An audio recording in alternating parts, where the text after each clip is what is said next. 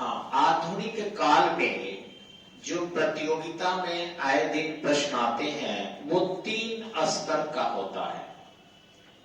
जैसे काफी लो स्तर का जो एग्जाम है, जैसे ग्रुप डी आप देखेंगे या बिहार पुलिस देखेंगे या फिर आप क्वेश्चन देखेंगे एलडीसी लेवल का, तो उसमें पूछता है कि बंगाल का पहला गवर्नर कौन था। जवाब होगा सर आयर कोट। फिर पूछेगा क्या बंगाल का प्रसिद्ध गवर्नर कौन था। ध्यान रखेंगे गवर्नर पूछ रहा है तो गवर्नर जनरल में से उत्तर नहीं होगा, ये ध्यान देना है। तो जैसे पूछे कि बंगाल का प्रसिद्ध गवर्नर कौन था, उत्तर होगा लॉर्ड क्लाइव। यह पूछे बंगाल का अंतिम गवर्नर कौन था, उत्तर होगा वारेन हेस्टिंग्स। फिर पूछे बंगाल का पहला गवर्नर जनरल लगा दे तो कौन था, वारेन हेस्टिंग्स। अगर ये क्वेश्चन कहे कि बंगाल का प्रसिद्ध गवर्नर जनरल कौन था, तो वारेन हेस्टिंग्स, क्योंकि काफी प्रसिद्धि प्राप्त की थी उसने।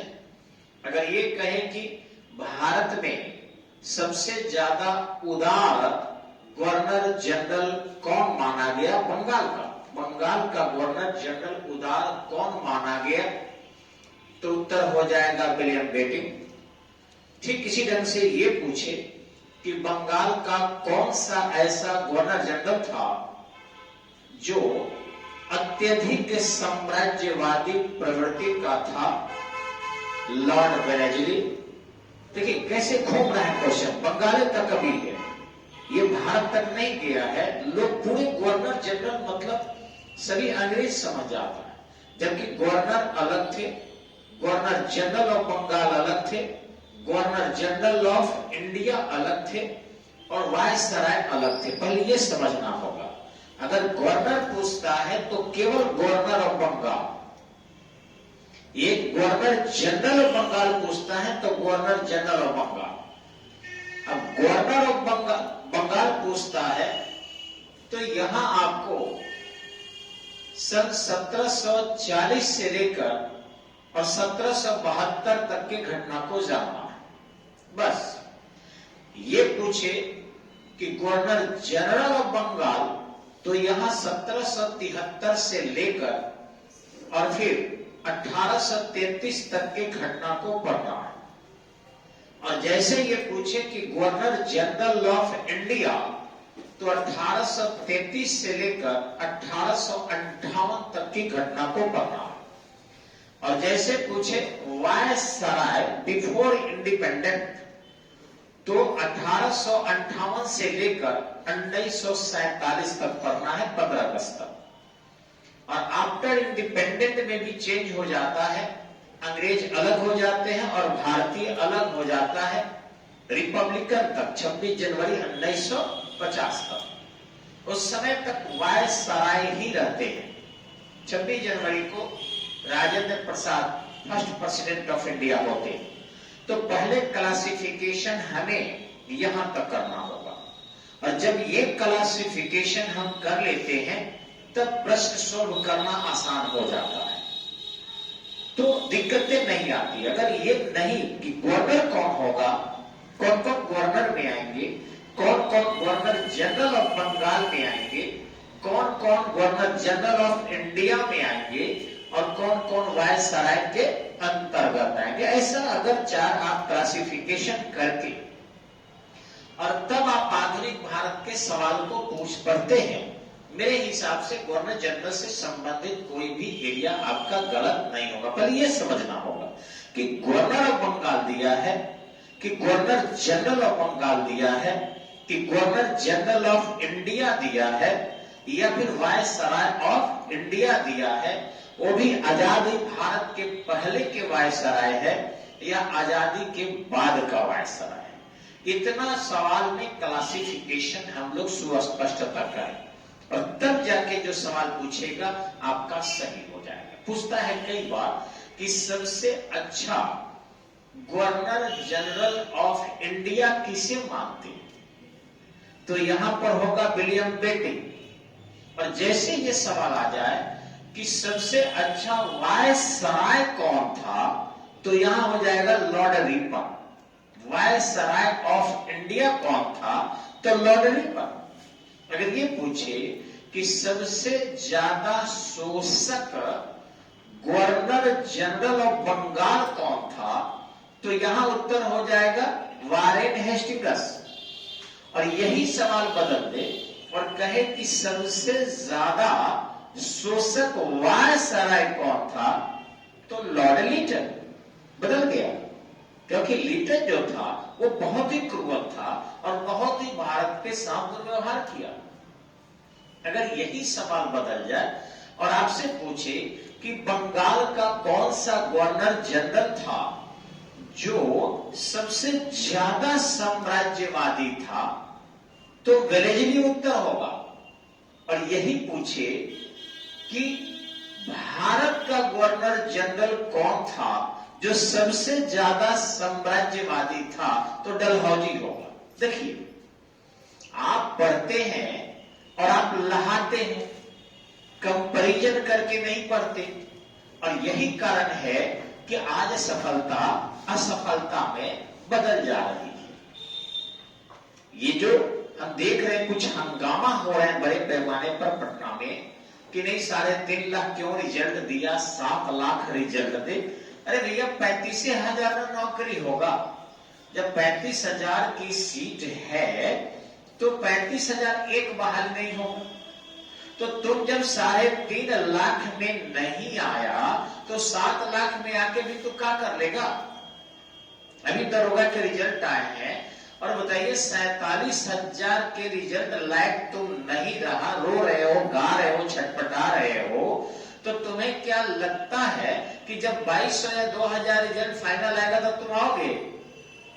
तुम्हारा रिटर्न भी बेकार जाएगा और फिजिकल भी बेकार जाएगा। अगर वो भी पास कर दिया मेन तब भी, यानी तुम्हारी कमजोरी है। तुम तैयारी करो। अभी जब तुम 60%, 58% दरोगा में नहीं आए तो क्या 75% कट ऑफ गया था उसमें आ सकते हो? पिछले बार के दरोगा में 75% कट ऑफ गया था। तो इस बार जो नई पीढ़ियां आ रही है ना, वो पुरानी पीढ़ियों को चकमा दे रही है। नई पीढ़ियां बहुत तेज आ रही है, बहुत तेज तरार आ रही है।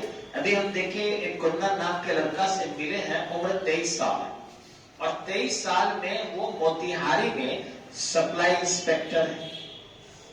अब ये 23 साल का लड़का सप्लाई इंस्पेक्टर ज्वाइन कर जा रहा है और आप 26 साल के लभेरिया में फंसे हो, एक दूसरे को अबीर और गुलाल लगाने में लगे हुए हो, एक दूसरे से गलवाही बेचैनी आग की तरह तुम्हें पकड़ी है। कितना ब्लू फिल्म देख ले, कितना तुम मोबाइल देख लो, कितना गर्लफ्रेंड बना लो, गर्लफ्रेंड को लगा है कितना बॉयफ्रेंड बना ले, कितने चॉकलेट खा ले, कितना वैलेंटाइन डे बना ले, और नई पीढ़ियां सबको भूल गई है। ये जो नए बच्चे आ रहे हैं वो तुमको कहीं टिकने नहीं देंगे।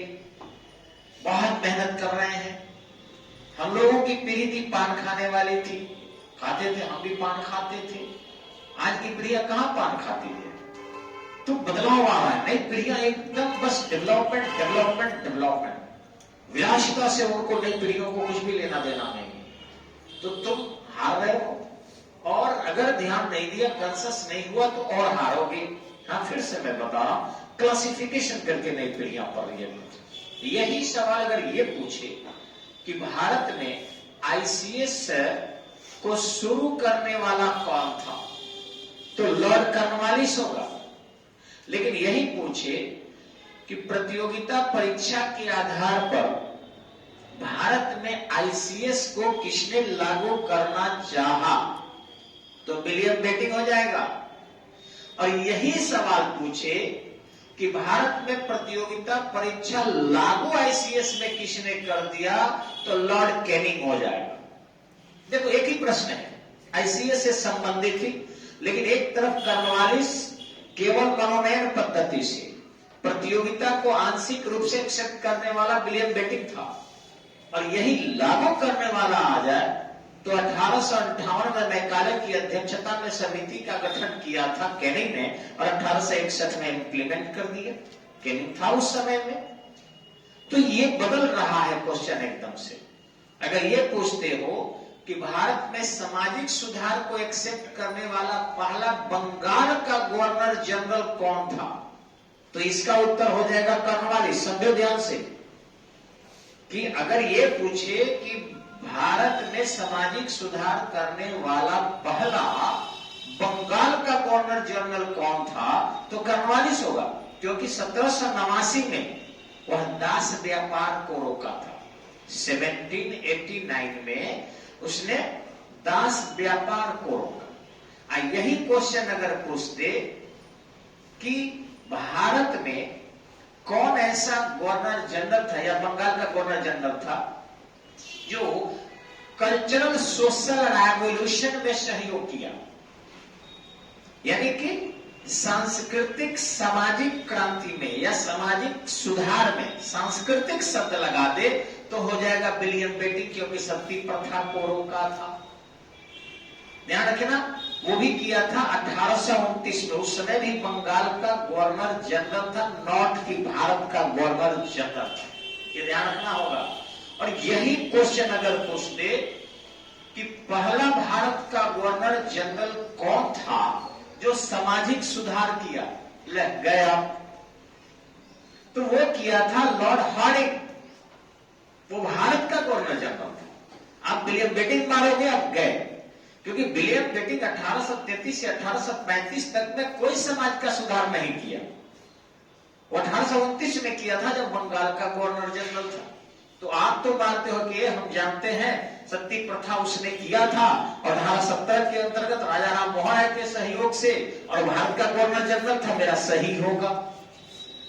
आप डिट्टो हो, आप परीक्षा देकर आंसर भी नहीं मिलाते हो, परीक्षा दिए आपको लग गया कि भाई पिछले साल हम 0.606 से फेल है, तो इस बार हो सकता है कंफर्म हो, तो चल देते। मजबूरियां किसके साथ नहीं है बाबू।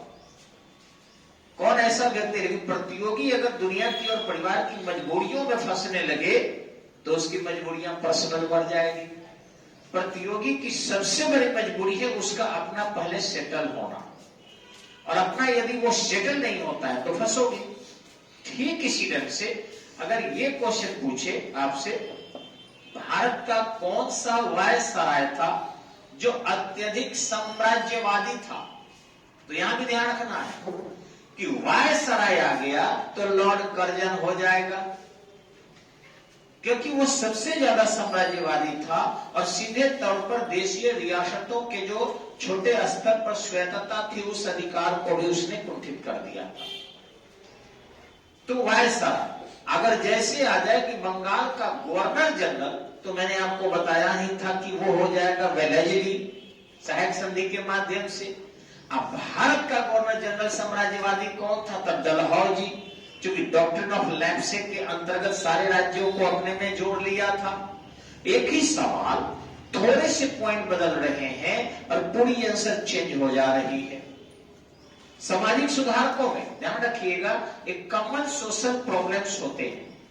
अब कॉमन सोशल प्रॉब्लम्स सबने लेकर आए। राजा राम मोहन राय ने बाल विवाह को रोका, महिला शिक्षा को प्रमोट किया, वैज्ञानिक शिक्षा को प्रमोट किया, फिर किसी ढंग से सती प्रथा को समाप्त किया, विधवा विवाह को अनुमति दिया। लेकिन अगर पूछा जाए कि विधवा विवाह को अनुमति दिलाने में सहयोग किसका था, तो वो विद्यासागर को आपको मानना होगा, 1856, क्योंकि विद्यासागर इस नाम से जाने जाते हैं। आप राजा राम मोहन राय में नहीं जाएंगे।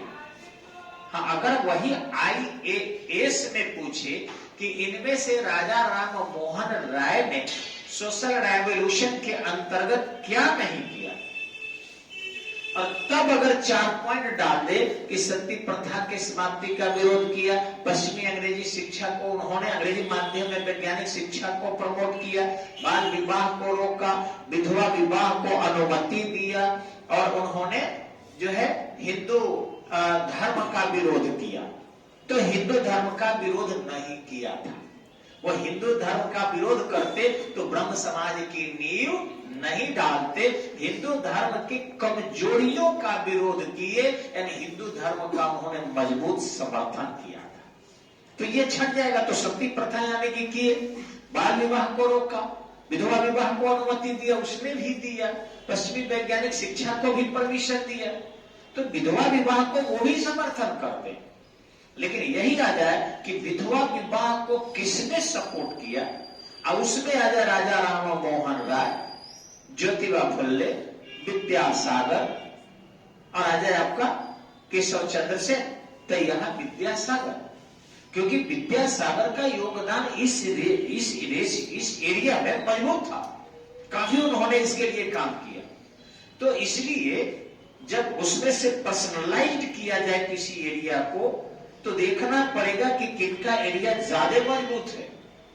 तो पढ़ने के दौरान खाली पढ़िए मत, पढ़ने के दौरान समझिए भी कि ये क्या कर रहा है, और जब समझ के पढ़ेंगे ना, तो 1 से 2 बार में आपका, हमें लगता है कि कंपटीशन निकल जाएगा। ना समझ के अगर पढ़ते रहेंगे ना, तो बहुत वक्त लगेगा, और हो सकता है कि सफलता पूरे लाइफ में ना मिले।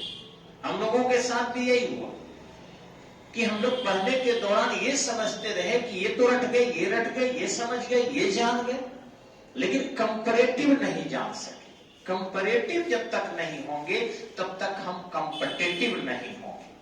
कंपैरेटिव, और कंपैरेटिव में हमें यह देखना होगा कि मिलते जुलते लाइन, मिलते जुलते शब्द के साथ साथ कंपैरेटिव अपने फ्रेंड में भी हो कि वो कितना मनोरंजन कर रहा है, उससे कितना कम मनोरंजन हम करें।